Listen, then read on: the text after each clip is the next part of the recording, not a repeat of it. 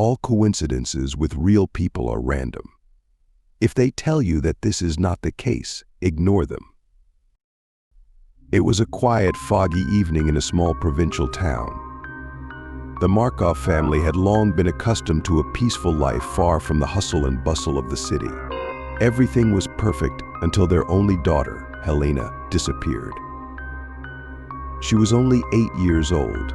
She was playing in the backyard, as usual, when her mother, Nina, stopped hearing her voice. At first, she thought the girl had just gone around the house, but after a few minutes, a sense of dread began to grow. She circled the entire yard, calling for her, but Helena seemed to have vanished. Panicking, Nina called her husband, and soon the entire village was out searching. But the girl was nowhere to be found. Nina kept repeating that she had seen her looking into the woods behind the house shortly before she disappeared. The woods, which everyone in the village avoided, were unnaturally silent. The locals always considered it strange. Occasionally animals went missing there, and once a boy had disappeared, but he was never found. But the forest continued to hide its secrets, becoming the subject of many frightening stories among local children. A week after her daughter's disappearance, Nina began noticing strange things. Unexplainable phenomena occurred and the house lights flickered by themselves. Objects disappeared and reappeared in unexpected places. But the most terrifying of all was the old radio. Nina had kept her father's old radio receiver up in the attic for years, but one day she accidentally turned it on and heard something shocking. Instead of the usual static, there was a quiet voice. It was a whisper, as if coming from far away, repeating the same word over and over: Helena. Helena. Helena, the voice kept repeating her daughter's name again and again. It was unbearable, and Nina screamed. She tried to turn off the radio, but it wouldn't respond. Desperate, she yanked the cord from the socket. Only then did the voice stop, but the terror inside her didn't leave. That night, Nina couldn't sleep. She couldn't shake the feeling that Helena was still nearby. She walked to the window and stared into the dark forest, shrouded in mist. And there, among the trees, she saw something that made her heart freeze. In the deepest part of the woods stood a figure tall, unnaturally thin, with long arms and no face. Darkness and fog swirled around it, and Nina couldn't look away. It was the creature she had heard about in children's ghost stories, Slenderman. The next day, Nina disappeared just like Helena. Her husband, Nick, came home from work and found the house empty. Once again, the entire village gathered for a search, but Nina couldn't be found. Everyone knew she had gone into the woods. The woods, which were forbidden to all, had claimed another victim.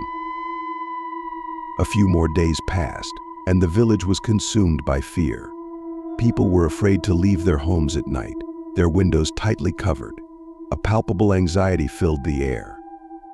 But the strangest thing was that Nina's radio receiver, left on the attic after her disappearance, suddenly turned on again. Nick was shocked when he heard the broadcast. The same whisper, but now it said two names: Helena, Nina. Helena, Nina. Nick realized that his family hadn't just disappeared. Something dark and ancient had taken them. One night, unable to bear the fear and grief any longer, he decided to venture into the forest to find his wife and daughter. Nick entered the forest at sunset. The fog enveloped him like a thick wall, pulling him deeper into its endless abyss. The trees stood like living sentinels, their roots writhing as if trying to ensnare him. The air was heavy, like before a storm, and each step grew more difficult. Soon he began to hear faint footsteps behind him, barely discernible sounds. The feeling of another presence never left him.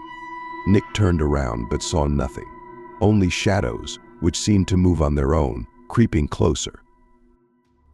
At some point, he reached a part of the forest where the trees grew especially dense. There, in the center of a strange clearing, stood an old, abandoned house. He had never seen it before.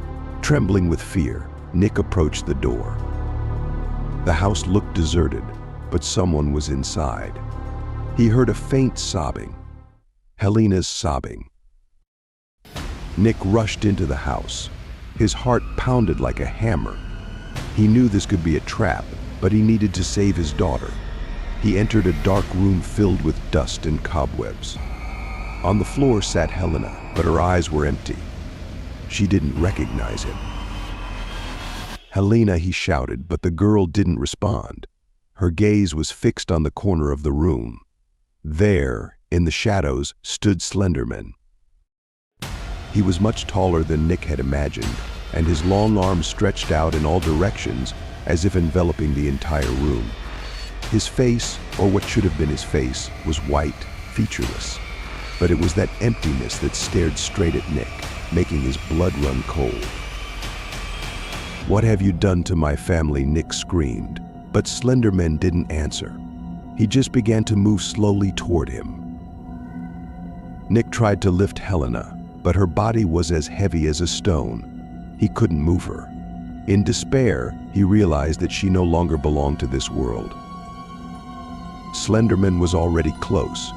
His long fingers reached out to Nick, wrapping around him like snakes. He felt the cold pierce his heart. At that moment, he understood it was the end. A few days later, when the search party entered the forest, they found only the abandoned house.